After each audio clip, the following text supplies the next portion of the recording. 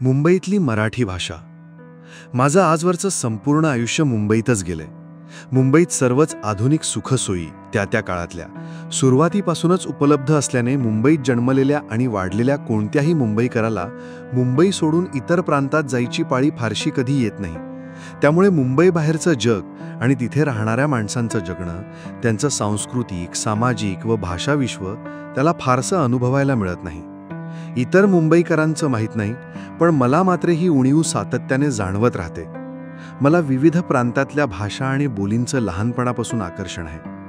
मुंबईत जन्म झाल्याने कानावर सातत्याने पडत आलं ते मराठी. त्यातही मालवणी बोली प्रामुख्याने मी ऐकत आलो. त्यामागचं कारणही अगदी उघड आहे. 1853च्या एप्रिल महिन्यात मुंबईतली पहिली प्रवासी रेल्वे धावली आणि त्याच्या पुढच्याच वर्षी मुंबईतली पहिली कापड गिरणी सुरू झाली. ह्या दोन महत्त्वाच्या घटनांनी भविष्यातल्या औद्योगिक मुंबईचा पाया घातला असं सर्वसाधारणपणे म्हटलं जातं आणि त्यात तथ्यही आहे. प्रवासाची स्वस्त सोय आणि रोजगाराची हमी मिळाल्यानंतर देशभरातल्या श्रमिकांनी मुंबईचा रस्ता धरला. त्यातही सुरुवात झाली ती कोकणातून. कोकण भौगोलिकदृष्ट्या मुंबईला जवळचं, किंबहुना मुंबई हा कोकणाचाच हिस्सा. त्यात रेल्वे अवतरणापूर्वीपासूनच कोकण मुंबईशी जलमार्गाने जोडलेलं असल्याने मुंबईत पहिला कामगार अवतरला तो कोकणातून आणि मग त्यात सातत्याने वाढच होऊ लागली. हा कामगार येताना आपली भाषा तर घेऊन आलाच, परंतु संस्कृतीही घेऊन आला. आपापल्या गाव शिववाल्यांच्या सोबतीने तो मुंबईत राहू लागला.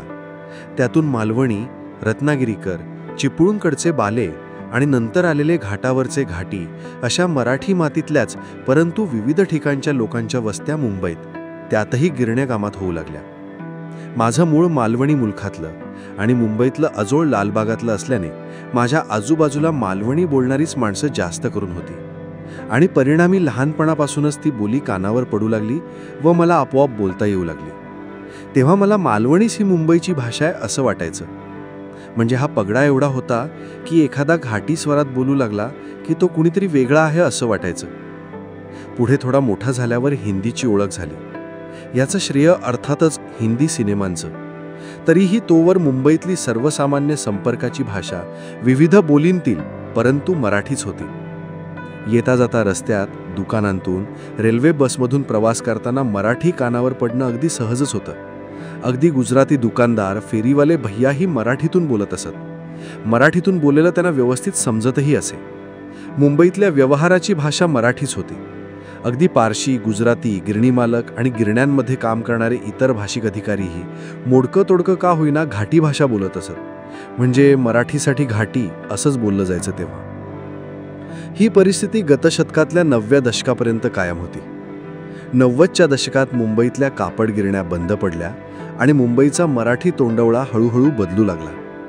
मुंबईतलं मराठीपण टिकवून ठेवण्याचं मोठं श्रेय गिरण्या आणि त्यात 3 पाल्यांत राबणाऱ्या गिरणी कामगाराचं होतं.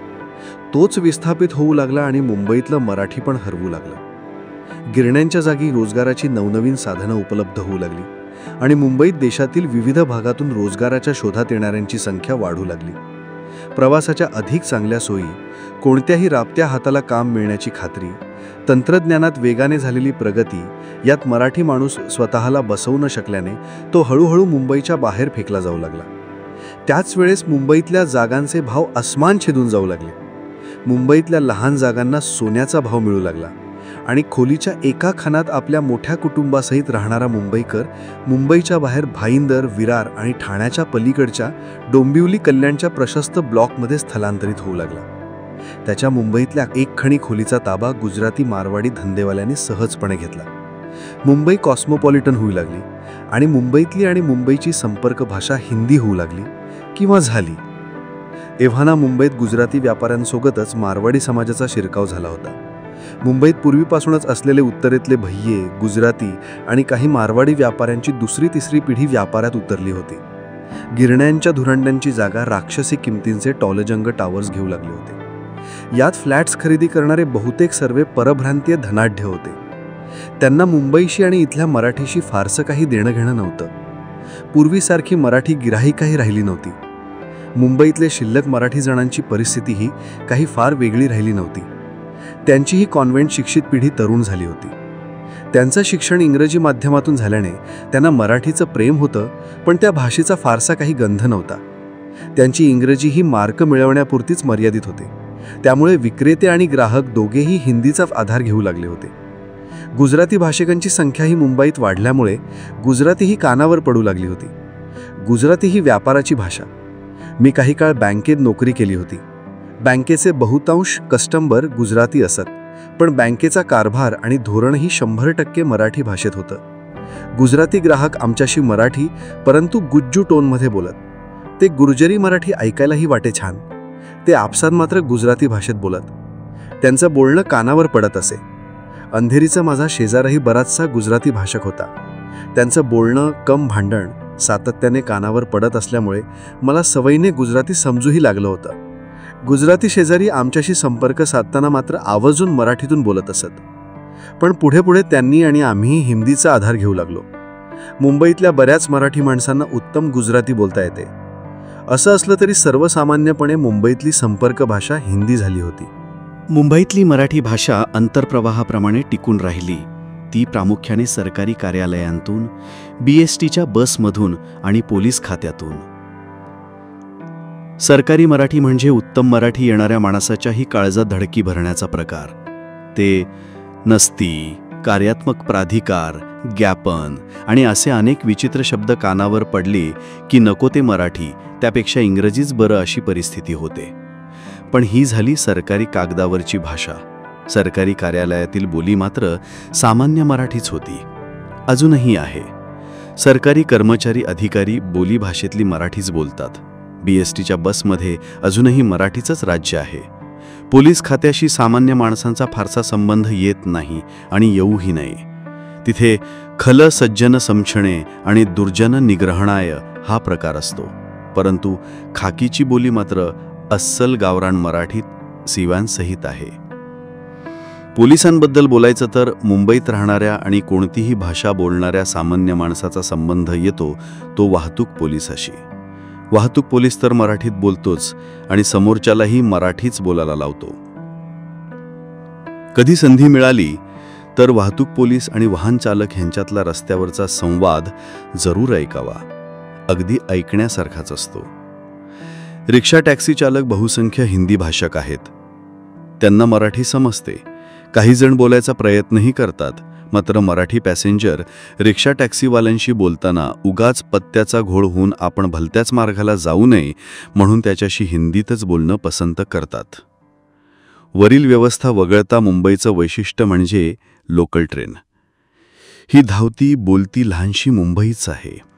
मुंबईच्या उत्तर दिशेला पश्चिम रेल्वेवर भाईंदर विरार आणि मध्य रेल्वेवर कल्याण डोंबिवली आणि त्याही पलीकडे एव्हाना बहुसंख्य मराठी माणूस विस्थापित झालेला आहे.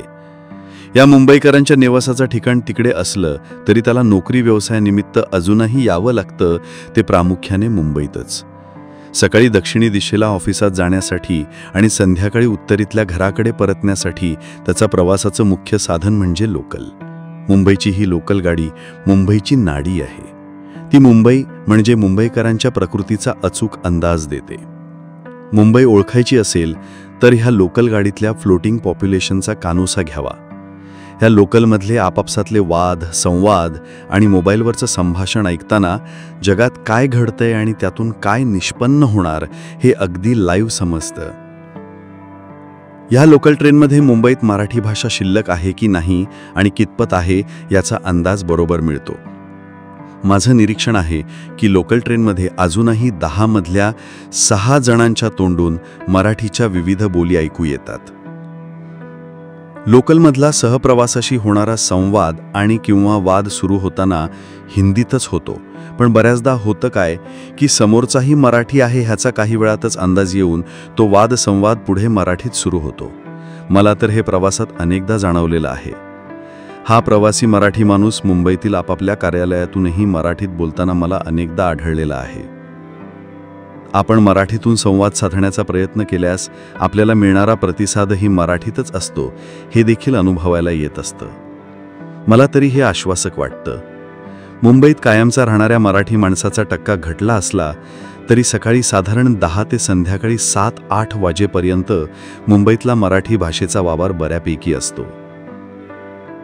यावेळी व्यतिरिक्त ही मराठीची लेकरं लॉजिंग बोर्डिंगचंच स्वरूप आलेल्या बसाई ठणे खाडी पलीकडील साष्टीत आपापल्या घरट्यात जाऊन तिकडचा मराठी टक्का टिकवण्याचा करीत असतात. मुंबईत मराठी टिकून आहे ते आणखी एका ठिकाणी जाणवतं, डॉक्टरकडे. डॉक्टर गुजराती, मारवाडी, पंजाबी की आणखी कोणीही असो, तो तपासणी करता आलेला रुग्ण जर मराठी असेल तर त्याच्याशी तो मराठीच बोलतो. आजारपणात संबंध आणि गाठही थेट जीवाशीच असल्याने खास मराठी भाषेतच किंवा त्या भाषेतच वर्णन करता येतात असे जे काही आजार किंवा लक्षणं असतात ती नीट कळण्यासाठी डॉक्टर्स पेशंटच्या भाषेचाच आधार घेतात. मराठी पेशंट असेल तर डॉक्टर्स आवर्जून मराठीतच बोलतात. ह्या तरुण प्रौढ असे सगळेच डॉक्टर आले. वकील बाबू मात्र इंग्रजीचा जघा उतरवायला सहसा तयार होत नाहीत. तरीही कनिष्ठ न्यायालयात मात्र बऱ्यापैकी मराठीचा बोली कारभार चालतो. तिथले न्यायमूर्तीही मराठीत बोलतात आणि सामनेवाल्यालाही बोलू देतात. एकूणच काय तर मुंबईतला मराठी माणूस बऱ्यापैकी कमी झालेला आहे हे सत्य असलं तरी त्याची भाषा असलेली मराठी मात्र अजूनही मुंबईत बऱ्यापैकी जम टिकून आहे असं माझं अनुभवांती झालेलं मत आहे. हा जम अधिक घट्ट करण्यासाठी आपण आवर्जून मराठीत बोलायला मात्र हवं. लेखन नितीन साळुंखे. अज्ञात मुंबई आणि अज्ञात मुंबई 2 या मनोविकास प्रकाशन पुणे यांनी प्रकाशित केलेल्या बहुचर्चित पुस्तकांचे लेखक. आपल्या मुंबईविषयी जाणून घेण्यासाठी जरूर वाचावीत अशी ही 2 पुस्तके. पुस्तकासाठी संपर्क नितीन साळुंखे 9321881191. सादरकर्ता कोकणी यूट्यूबर. मुंबईतली मराठी भाषा संपूर्ण लेख ऐकल्याबद्दल धन्यवाद. आवडल्यास लाईक, कॉमेंट करून इतरांना शेअर करा आणि माझ्या कोकणी यूट्यूबर ह्या यूट्यूब चॅनलला सबस्क्राईब करायला विसरू नका. धन्यवाद.